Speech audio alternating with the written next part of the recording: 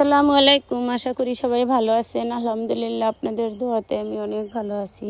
চলে আসলাম প্রতিদিনের মতো নতুন আরেকটি ব্লগ নিয়ে। তাই এই যে দেখেন, আমার বাচ্চারা বলছে আম্মু আজকে আম মাখা খাবো, নানুদের কাছে অনেক সুন্দর আম হয়েছে। আমি কই চলো তাইলে, এতদিন তো বিয়ে শাদির অনেক ঝামেলা ছিল, আসতে পারি নাই।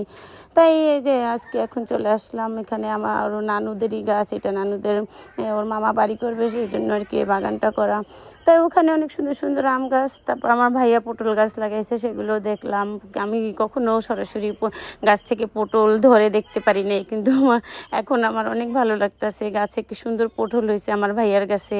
তারপর টমেটো, এগুলা আমরা ছোটোবেলায় দেখতাম গাছ থেকে টমেটো, গরম রোদে থাকা গরম টমেটোটা লবণ দিয়ে খেতে অনেক মজা। তাই এই ইচ্ছেটা আমার আজকে পূরণ হলো, ছোটোবেলায় হয়েছে আর এখন। তা আমি একটু আমাদের এখানে একটা চক আছে, ঘুরে ঘুরে দেখতেছি বাতাস। এটা আমার মামার বাড়ি, পরে মামারা বাড়ি করছে আর কি নতুন এখানে।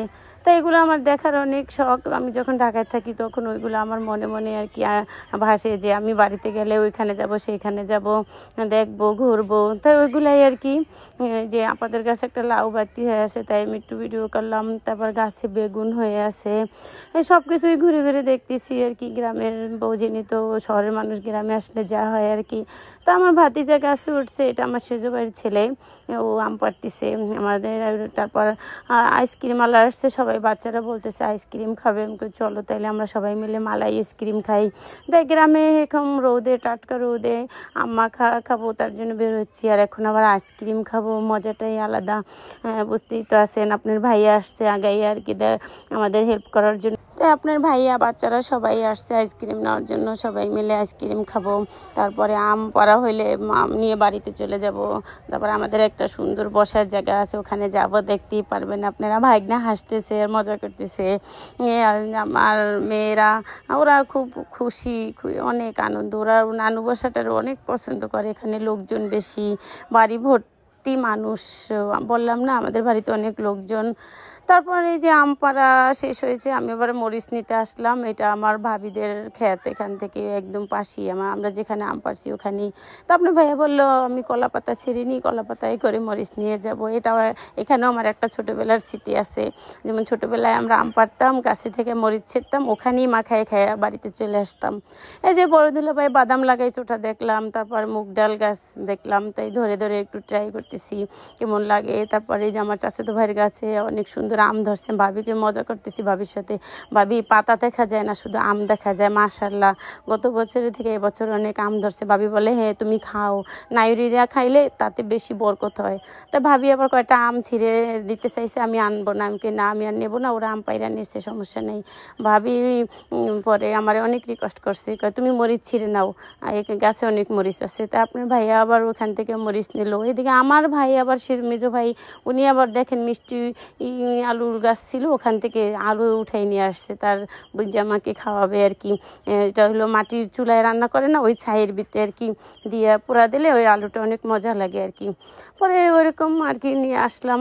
পরে বাড়িতে এসে, ওরা তো আমাদের আগে চলে আসছে, তাই এসে দেখি ওরা একদম আমাদের এখানে দক্ষিণমুখী একটা বাতাস আসে জায়গা, ওখানে বসে পড়ছে। ওখানে বসে সব বাচ্চারা মিলেমিশে একদম হাতে হাতে সবাই কাজ করতেছে, আম ছোলা নিয়ে ব্যস্ত হয়ে পড়ছে। আমার ভাতিজারা তো অনেক লক্ষ্মী, ওরা, আমি বললামই তো, সবসময়ই বলি যে আমি বাড়িতে গেলে ওরা অনেক খুশি হয়, আমার সাথে সাথে সব কিছুতেই ওরা থাকে, মজা করে।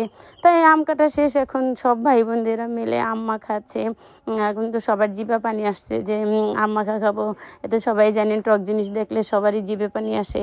এখন ভাগাভাগিও শুরু হয়ে গেছে আর কি, অবস্থাটা অন্যরকম। তাই যে দেখেন পাতা ছিঁড়ে নিয়ে আসছে, এটা হলো বাদাম পাতা, একদম আবাত্তি পাতা, ওই কলা পাতা, যে যেটাতে পারে সেটাতে আর কি করবে। ওই ধুয়ে মুছে পরিষ্কার করে এনেছে ওগুলো আর কি। আপনার ভাইয়া আবার দিচ্ছে একটা একটা করে সবাইকে। পরে আমার ভাইগনা আবার সবাইকে একটু একটু করে ভাগ করছে, ও কার হাতে ঝাল লাগবে, কে মাখাবে, লাস্টে ওই চিন্তা। পরে আমার ভাইগনা মাখাইছে, এখন ওরা ওই সবাইকে ভাগ করে দিচ্ছে। আমি আবার পাতা দিলাম যে আমাকে একটু দাও, আমারটা এখানে দাও, এভাবে আর কি। যে আগে নেবে সেই বেশি পাবে, তাই না? এই জন্য আমি আগে হাত বাড়াই দিছি, আমাকে দিয়ে দাও। পরে এই যে আম মাখানোর শেষে তো একটা মজার চিন থাকে, এটা যারা মাখায় খায় তারাই জানে যে এভাবে জিনিস ভর্তা করে খাইলে যে সবার লাস্টে যে ঝোলটা থাকে ওইটা নিয়ে একদম কারাকারি লেগে যায়।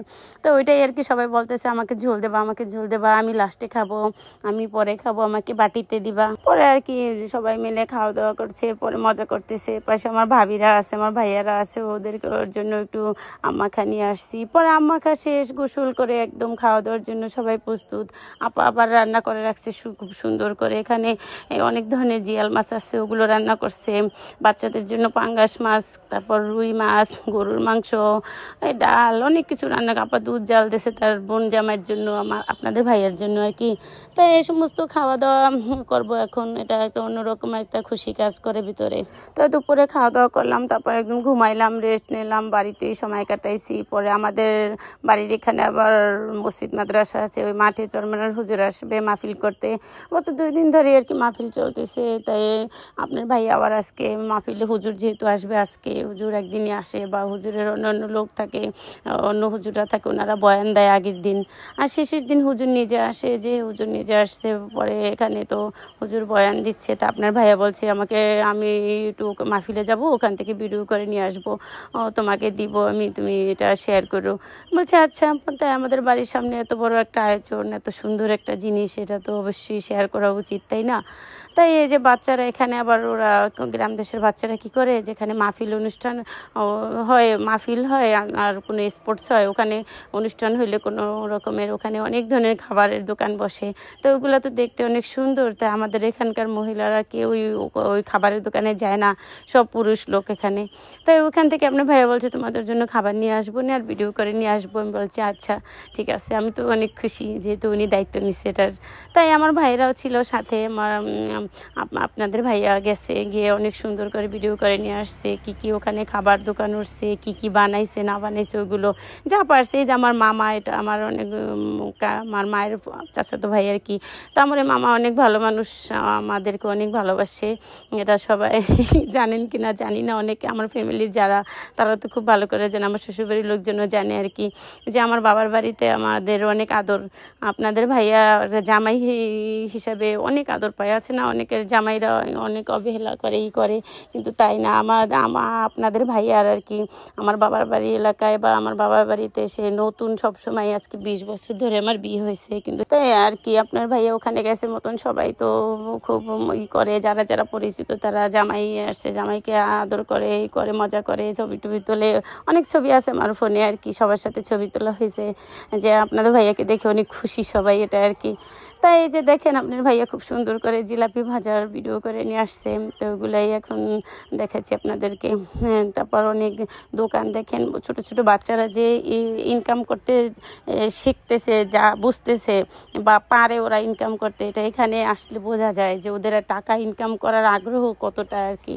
যে ওরা অনেক ধরনের দোকান, ফুচকা, চটপটি, ওর সাথে বড়রাও আছে আর কি, তারপর বাচ্চারাও সাথে আছে আর কি, এরকম।